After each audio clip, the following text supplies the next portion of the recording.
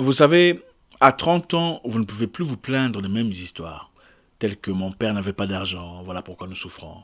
Ma famille était démunie, ma mère n'a pas fait l'école, voilà pourquoi nous nous sommes retrouvés au bas de l'échelle et nous y sommes condamnés. La vie est un combat, une lutte au corps à corps où tous les coups sont permis, dépendamment de vos valeurs. Si tu es un homme, à 30 ans, tu dois changer, tu dois avoir de la maturité, tu dois commencer à montrer les signes d'une personne stable, d'une personne ayant une direction dans la vie. Tu n'es plus un petit. La vie est dure, c'est vrai, mais tu dois avoir une direction. À 30 ans, tu ne peux plus commencer à courir derrière les gens, à faire les mêmes histoires que tu faisais quand tu avais 24 ans, à suivre les mêmes abrutissements, les mêmes vidéos, les mêmes pages qui ne vous apportent rien dans la vie, les mêmes entourages qui ne sont absolument stériles, les mêmes pensées, les mêmes personnes, les mêmes visions, les mêmes bêtises, les mêmes choses. Non, il faut grandir. À 30 ans, il faut arrêter d'appeler les gens « Salut mon grand !»« Ah mon vieux !»« Ah bonjour chef !»« Oh patron, comment ça va ?» Il faut arrêter ça, dégradant. Je pourrais comprendre que vous ayez des grands, des gens qui vous ont vu dans votre enfance, des gens qui vous ont vu grandir, qui ont été peut-être amis à vos grands frères ou vos grandes sœurs. C'est très bien, la politesse est une bonne forme de reconnaissance et d'humanisme. Mais ne faites pas de « Salut mon grand »,« Bonjour mon vieux »,« Bonjour mon chef »,« Mon patron » une culture. Est-ce qu'il est votre patron? En quoi est-il votre chef? Vous savez, dans ce monde ici, c'est la course. C'est une guerre, une lutte au corps à corps, où tous les coups sont permis, selon vos valeurs. Vous n'êtes pas venu pour accompagner quelqu'un sur Terre. Vous n'êtes pas venu pour être la main d'œuvre de qui que ce soit. Vous êtes là pour faire votre histoire. Et si vous ne vous prenez pas au sérieux, si vous ne pensez pas assez grand pour vous-même, si vous ne réfléchissez pas conformément aux idées, aux valeurs, aux ambitions que vous tenez pour vous-même, quelqu'un vous prendra pour travailler dans son rêve. Quelqu'un vous prendra et vous se servira de vous pour compléter son rêve à lui. À force d'appeler les gens gratuitement patron, chef, boss, mon grand, supérieur, on crée sans le savoir une mentalité de dépendance. Regardez, je ne vous encourage pas à manquer de respect à qui que ce soit. Mais à 30 ans, vous êtes petit. Vous serez grand à quel âge? C'est à quel âge que vous comptez devenir grand? On choisit d'être grand. On choisit de grandir. Il faut prendre soin de votre vie. Prenez charge de votre avenir. Tu as 30 ans en quête d'opportunités. Au lieu de passer ton temps à ne rien faire, habille-toi correctement. Habille-toi comme il se doit. Parfume-toi. Si tu n'as pas de parfum, mais même le parfum des Chinois, il n'y a pas de problème. Du mélange avec insecticide en distance comme ça. Ça va sentir bon. Ok? Faites-le. Allez dans un coin huppé de votre ville, un restaurant, je sais pas, une terrasse où des gens importants se présentent. Asseyez-vous. Achetez un coca. Juste un coca, d'accord? Et observez, regardez. Vous ne savez pas qui vous pouvez rencontrer là-bas. Achetez un coca, ce n'est pas cher.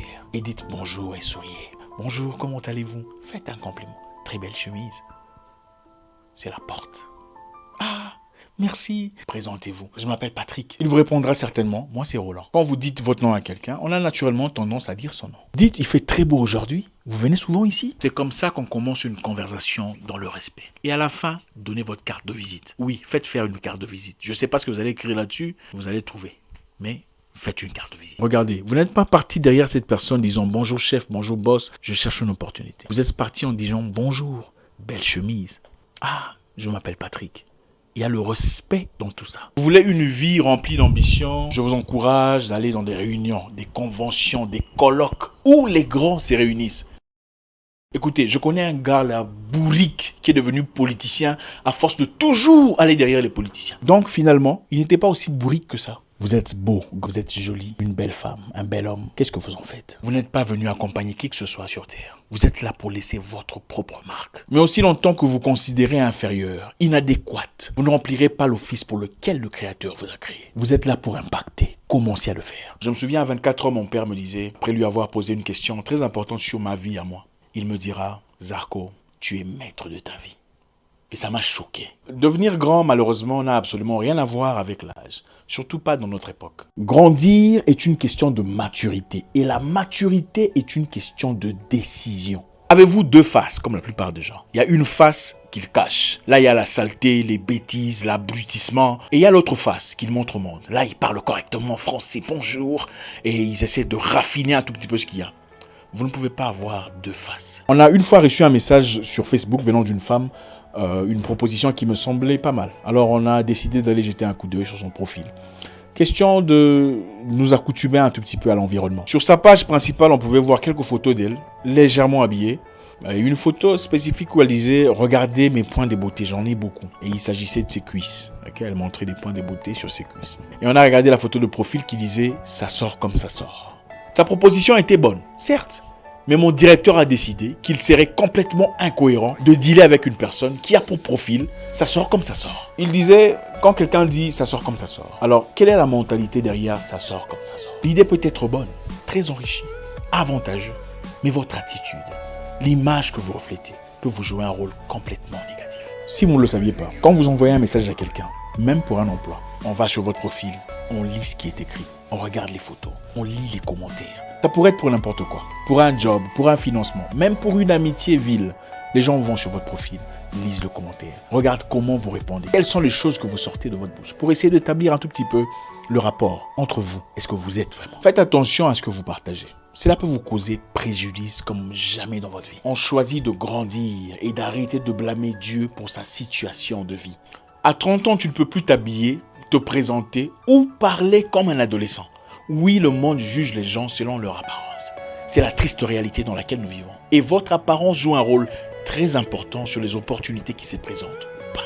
Un ami à moi est devenu vendeur de yachts comme dans la blague. Il est une fois parti en Côte d'Azur, bien habillé, bien parfumé, dans une réunion de vendeurs de yachts. Il s'est bien exprimé, il a fait ses recherches sur Internet. Et après, quelqu'un l'a dit, écoute, monsieur, j'ai 2 yachts que je souhaiterais vendre. Si tu es intéressé, tu peux les vendre. Et c'est à partir de là qu'il a commencé à côtoyer les gars, les millionnaires, les milliardaires, les vendeurs de yachts.